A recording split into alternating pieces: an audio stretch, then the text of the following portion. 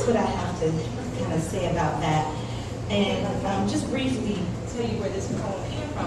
I've been spending a lot of time around old people this past week. My mom unfortunately broke her arm, and she lives in a retirement apartment building filled with people her age and older. And so one day I was getting groceries out of the car for her, and I was just watching this old couple cross the street, and I was like, this is so sweet. And this is where that poem comes. That is where this poem came from. It took a full 10 minutes for them to make it to the edge of the porch, down the 4 steps and out the front gate. Both of the geriatric lovers were determined to not let age stop them from taking their evening walk. It's been 65 years since he knocked on her door to ask her father if she could go for a walk with him. She was 15. He was just 2 years older. On their wedding night, they took a short walk around the hotel grounds before consummating their vows. He walked with her up and down the hospital hallways, waiting for her labor to become the delivery of their firstborn. Their children were never allowed on their walks. It was their time, 2 lovers choosing each other again, like they did the weeks, the months, the years before, no matter how hard or painful the day had been. When he was away in the war, every evening for a whole year, she walked alone, her right arm extended down, palm exposed, waiting for him to clasp hands with her once more. When he returned home, he dropped his bag on the porch, knocked on the door to his own house, and asked his wife to go for a walk. On one stroll, the wind carried the tears from her cheek to his shirt on the evening her mother died. On another walk, they held hands so tight, like links in a steel chain. That day, he lost his job. They weathered that storm together. Some evenings they would walk a mile and back. Other moments was just a brief, quick go around the block. The years have reduced their long strides to short shuffles. Their movement remains in harmony. She walks with him. He holds her hand. It doesn't matter how slow they go.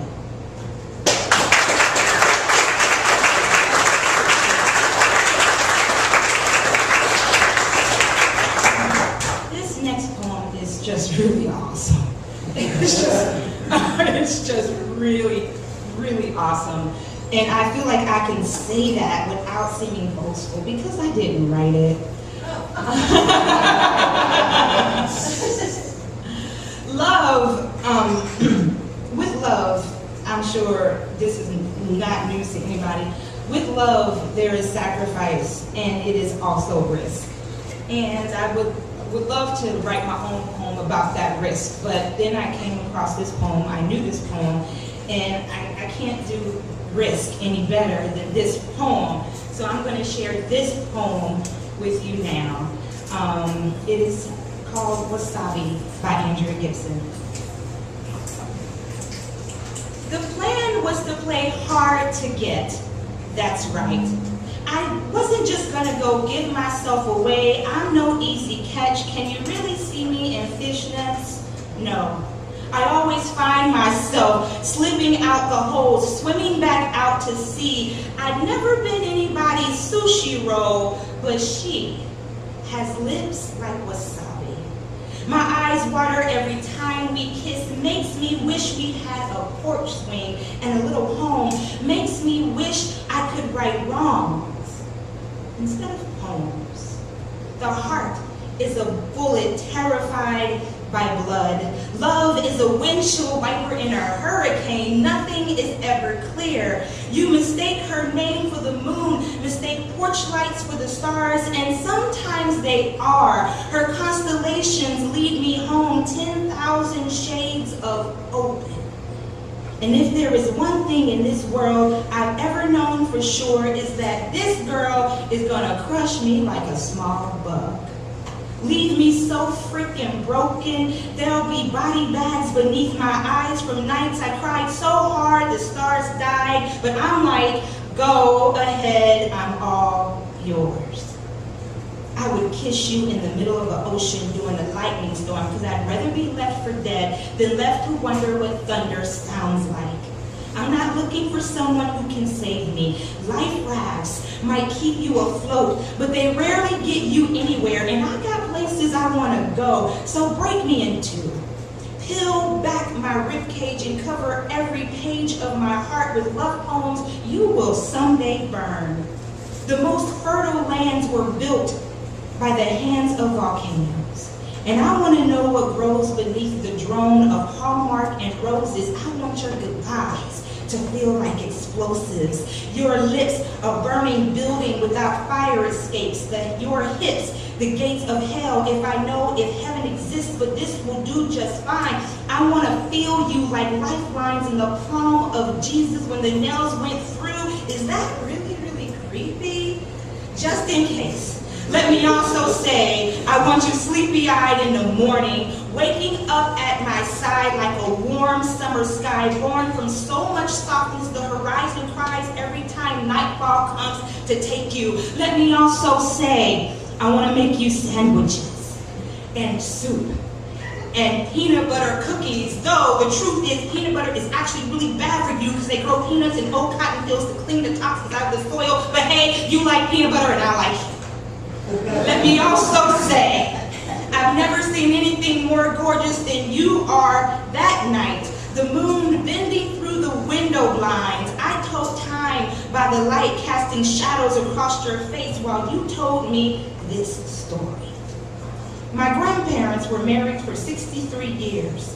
On the day my grandfather died, he laid in bed and said nothing but love, love, love, love. Then he puckered his lips and kissed my grandmother for the last time. Love, love, love, love is like sunshine. Sometimes you have to get burned to know you were there. I want to know that I'm here, every single part of me. My heart open as the river's eyes the first time it sees the ocean. My God, look at those waves. Listen to that thundering tide. Can you imagine anything more frightening? Can you imagine anything more alive?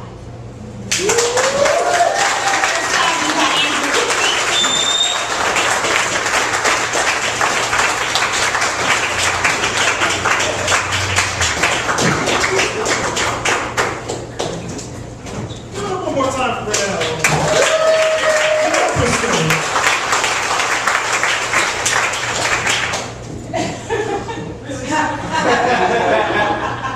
I just want to point out that I found bacon-flavored Ritz crackers.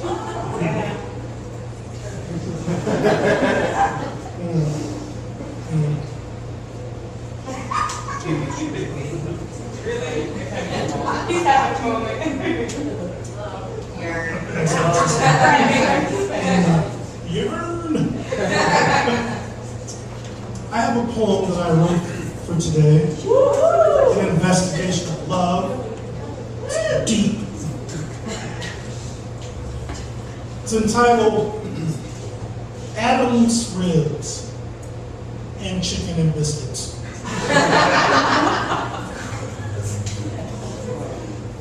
I have loved barbecue like I have loved you. Stoked a mesquite fire in a black-bellied stove. Flamed it with attention. Fought with drunken men over the best parts. Swallowed hard. Set to watering a mouth full of summer gunshot. Slathered it with secrets and longing. Whispered cursing prayers into the heat to make it last just 1 minute longer in the wavering fade of August. And now, you are thinking, he just compared me to a meal, which is not what I have done at all. I have compared my gods to you. given you back that stolen rib and made a meal of it.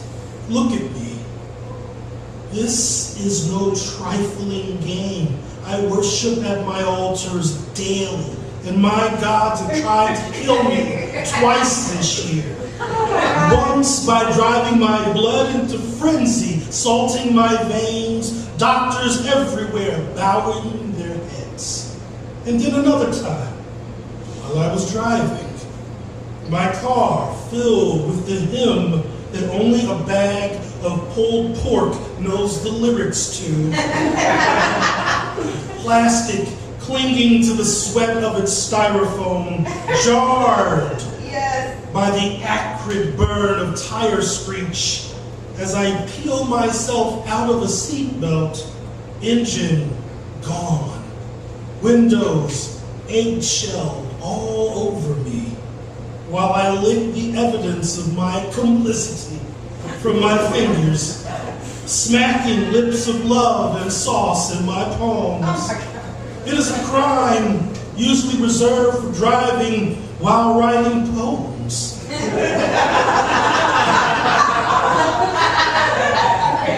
But then, I am an acolyte of many pantheons, holy ghosting out of me all of the ways to love you.